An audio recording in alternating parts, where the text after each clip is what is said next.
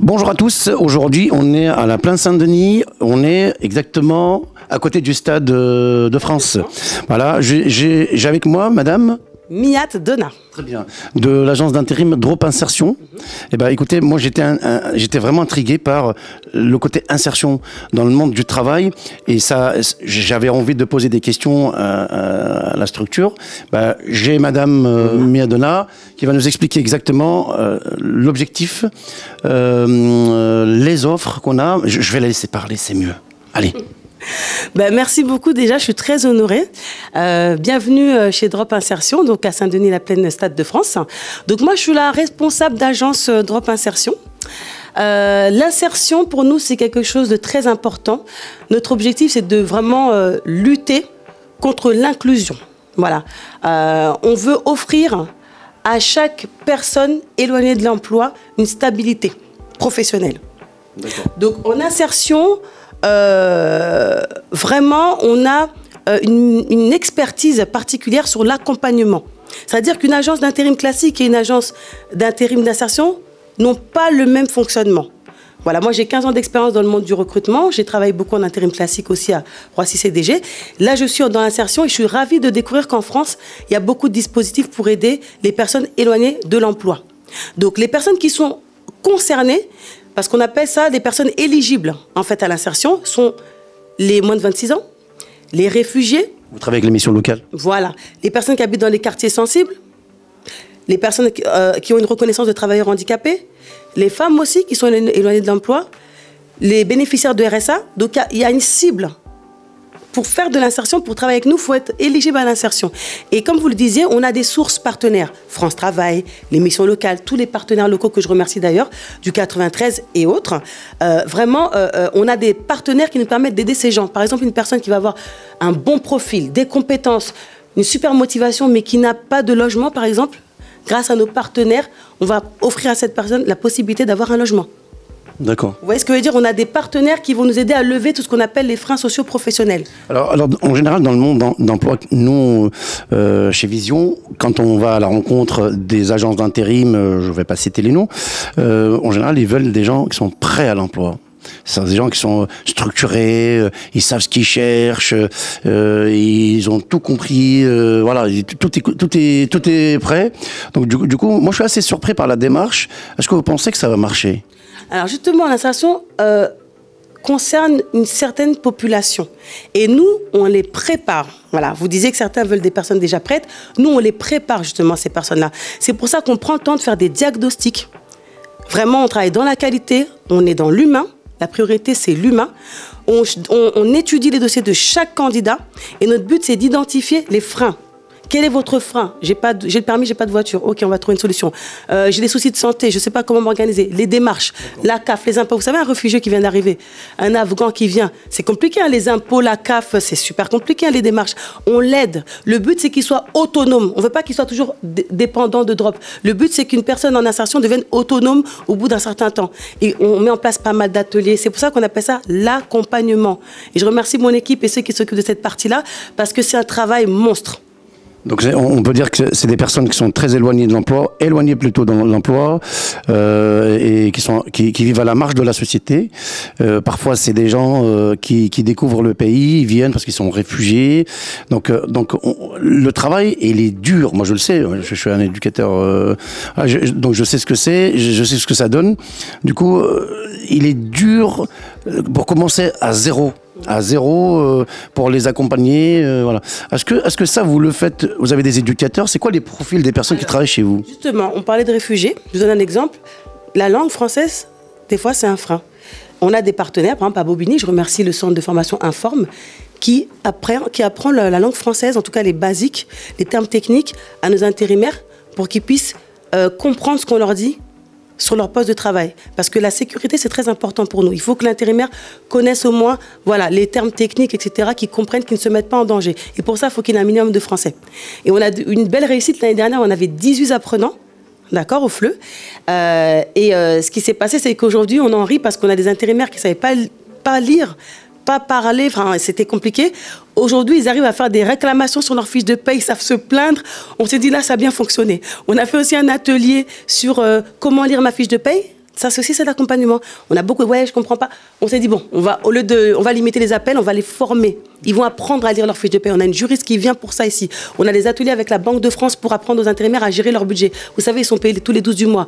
L'intérim, c'est pas facile, il y a beaucoup d'acomptes. Donc, on leur apprend même à gérer un budget. On les accompagne. Vraiment, c'est pas un mot, juste un mot, l'insertion pour nous. L'accompagnement, c'est pas un mot. On veut qu'après quelques mois, on a beaucoup de beaux témoignages d'intérimaires qui étaient à la rue. Aujourd'hui, ils ont un logement, ils ont un CDI. Ils ont appris le français. Si je peux me permettre, parce que je me dis peut-être que vous êtes un peu comme une mission locale avec une option en plus où vous proposez de l'emploi, c'est ça?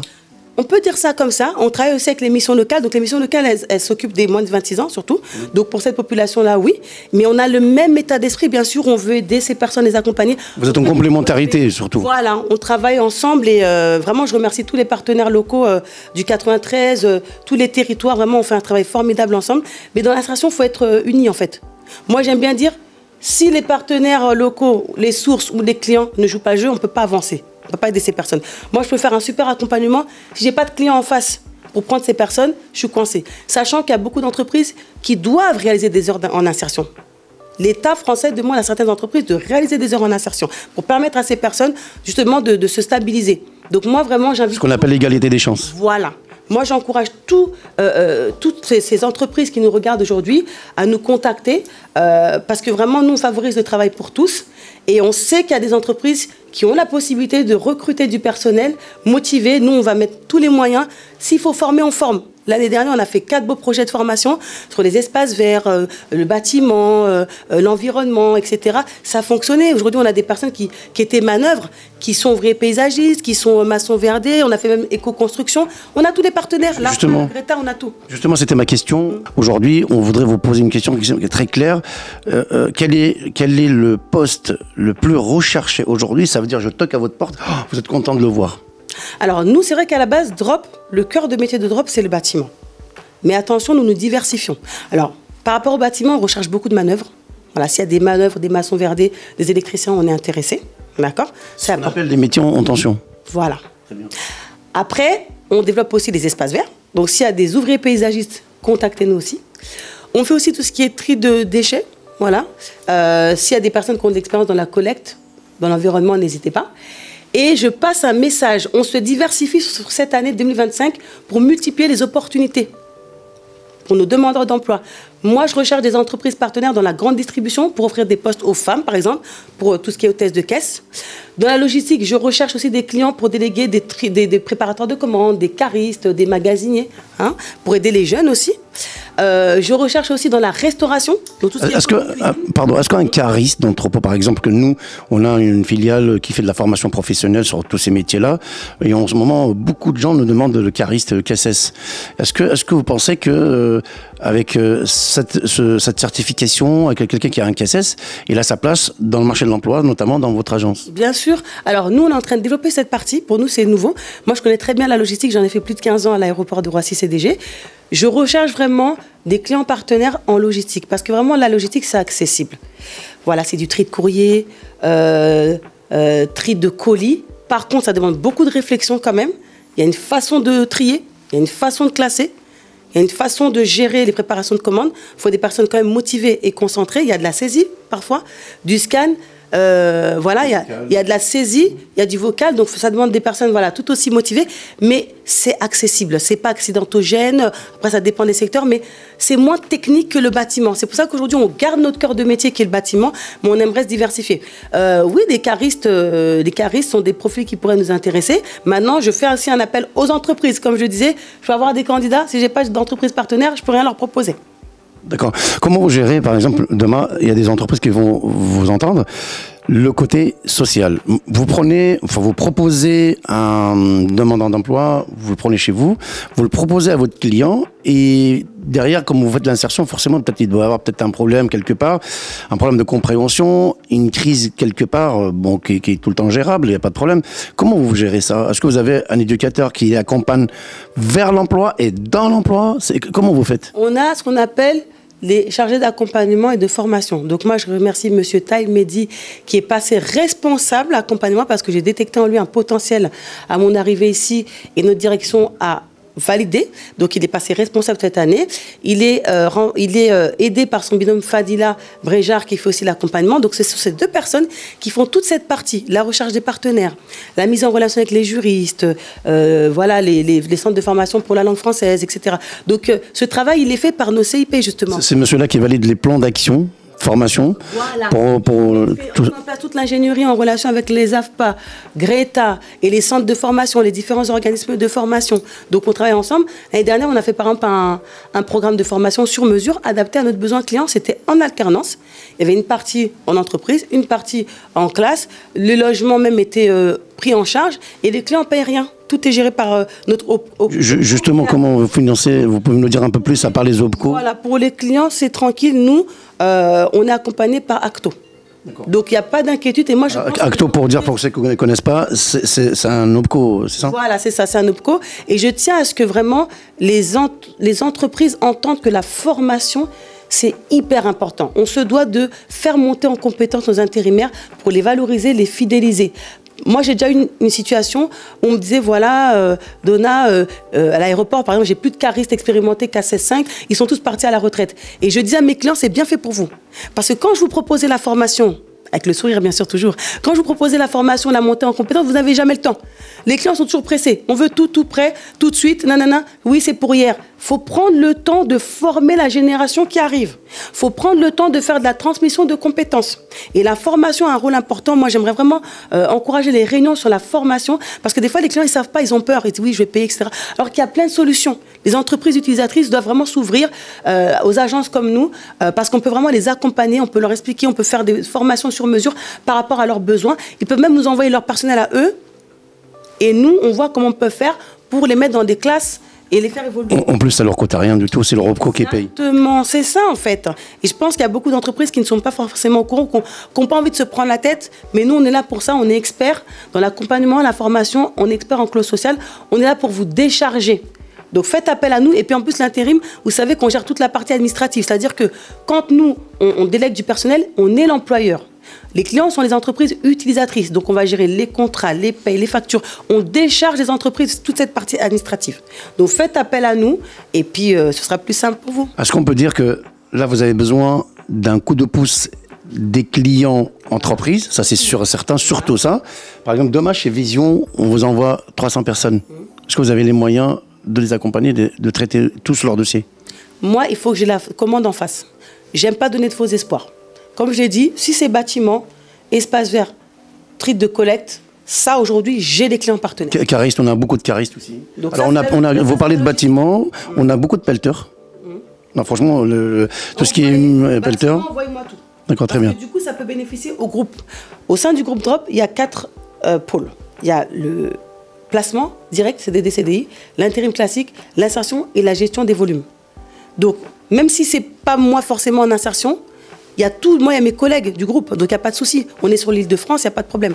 On est une agence d'insertion dans 78, on a une agence d'insertion à Beson, on a des structures d'intérim ici à Saint-Denis, on a une agence à Nanterre, on est sur l'île de France.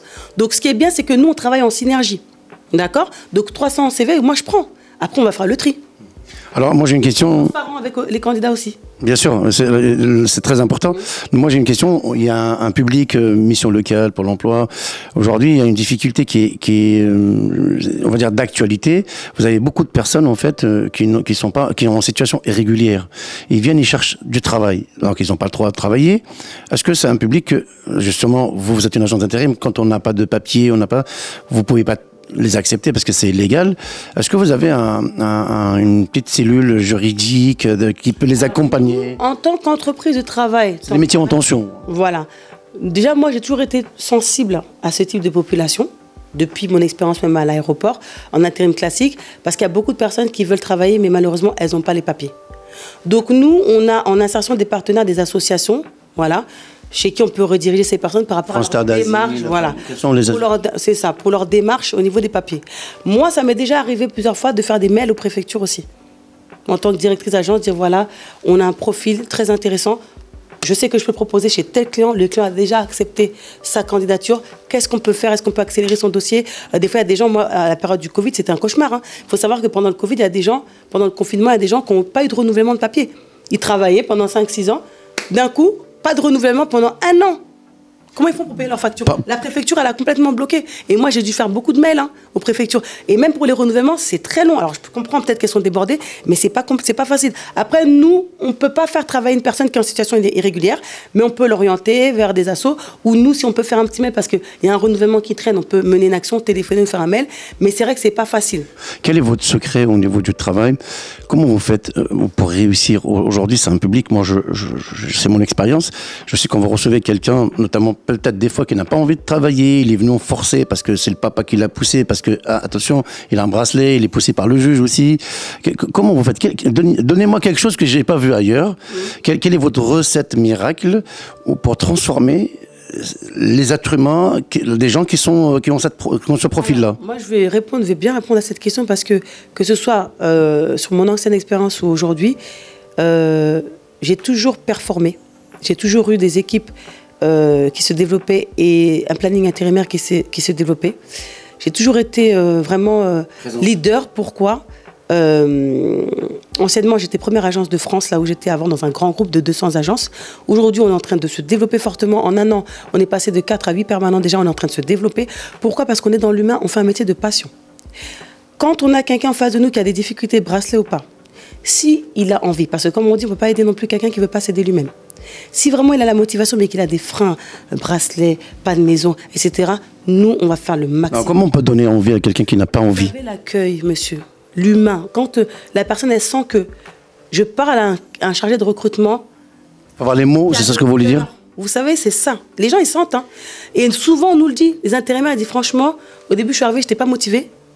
Mais le fait que vous me donnez de la valeur, vous me considérez, vous ne me rabaissez pas, vous me parlez bien. Vous savez, nous, on propose un café, c'est pas tout le monde qui propose un café. Exactement. Les intérimaires, moi, je me suis entendu dire, quand je formais mes équipes au début, l'intérimaire que tu vois, ça peut être ton père, ta mère, ton frère, tu lui parles bien. J'ai déjà repris des agents de recrutement, des conseillers en recrutement en disant, je suis pas d'accord avec ton accueil. Tu recommences ton accueil avec cet intérimaire-là. Vous savez, dans la vie, il faut respecter les gens. Pour vous, l'accueil est important. Quand on accueille avec le sourire comme nous accueillez déjà, franchement... Moi, mes équipes, pourquoi on est bien? Parce que je respecte mes équipes. Directrice ou pas, je respecte mes équipes, je considère, je les valorise, je les fais monter en compétences. Ils savent qu'avec moi, ils vont évoluer. Vous savez, quand quelqu'un, il travaille avec une personne, et sait que cette personne, elle croit en moi, elle veut m'aider à évoluer, si elle est intelligente... On aime bien venir chez vous. Parce qu'elle se souhaite d'aider les gens. Et quand la personne, elle sent qu'elle est dans de bonnes mains, qu'elle est encadrée, qu'on croit en elle, mais même elle est contente. Alors, je donne un exemple. Oui. On était au Greta il n'y a pas longtemps. Il y a un monsieur qui a eu des mots qui nous ont fortement touchés, qui ont dit, il a dit, j'ai jamais rien réussi dans ma vie. J'ai jamais, pour moi, j'étais pas important. J'ai jamais rien réussi dans ma vie. Le fait d'avoir fait cette formation dans les espaces verts, dans le tri de déchets, pardon, je me sens avoir cette papier-là, l'attestation de réussite. Le gars était épanoui, mais tout le monde a pleuré parce que on se rend compte qu'au-delà de la formation, au-delà de l'insertion, c'est un humain. Donc c'est de cette manière-là, vous imposez la notion de respect, vous créez le lien de confiance, et puis derrière, vous dites, ça marche comme ça. Et on leur fait comprendre, c'est toi. Nous, on est là, on va t'aider. Si toi, tu as envie, parce que les gens aussi, il ne faut pas qu'ils soient dépendants, comme je le dis. Il faut qu'il y ait une prise de conscience. Il faut qu'on les aide. De communication avec voilà. On leur fait prendre conscience. Voilà, on leur fait prendre conscience. Sans faire la morale. Sans faire la morale. On les respecte. Sans jugement. Non, il y a des parcours très difficiles. On comprend les gens. Vous savez, les gens qui sont à la rue, bracelet ou pas, il y a une histoire derrière. Nous, on ne les juge pas. Nous, on n'est pas là pour les juger. On est là pour les aider à avancer. Moi, j'ai un message pour les entreprises. Est-ce qu'on peut dire que vous avez des profils, là où les autres ne vont pas y aller, eux, ils y vont? Tout à fait. Nous, on veut faire la différence. Et on a réussi, en 2024, à proposer des profils de chargés, par exemple, de chargés locataires, c'est-à-dire la personne qui va être entre les locataires d'un bâtiment et les techniciens. Et on a réussi à mettre des femmes dessus. C'est l'administratif. C'est un métier qui change. Et on avait des partenaires locaux qui n'arrivaient pas à trouver. Nous, on a réussi à trouver. Donc vraiment, on est capable de déléguer maintenant sur tout type de profil. Il ne faut pas se freiner, dire oui, l'insertion, c'est que des manœuvres. Non, je ne dénigre pas ce métier-là, mais c'est pour dire qu'il y a d'autres opportunités. Il n'y a pas que les manœuvres. Alors on a quelqu'un face à nous qui n'a pas envie de travailler. Il n'est pas très convaincu de l'ambiance dans le pays. Il n'est vraiment pas... Il n'a pas d'espoir. Et puis nous, on lui dit, écoute, allez, bouge-toi, va là-bas et tu vas avoir peut-être un peu de chance. Vous l'avez en face à la caméra et qu'est-ce que vous lui dites ? Alors, comme j'ai dit tout à l'heure, par contre, nous, on est là pour vous accompagner Mais je vous dirais ce que je dis à mes équipes. Montrez-nous que vous avez envie. Parce que par contre, nous, on ne fait pas de miracle. Si vous n'avez pas envie de vous réveiller le matin, c'est pas moi qui vais venir chez vous là-bas sonner à votre porte.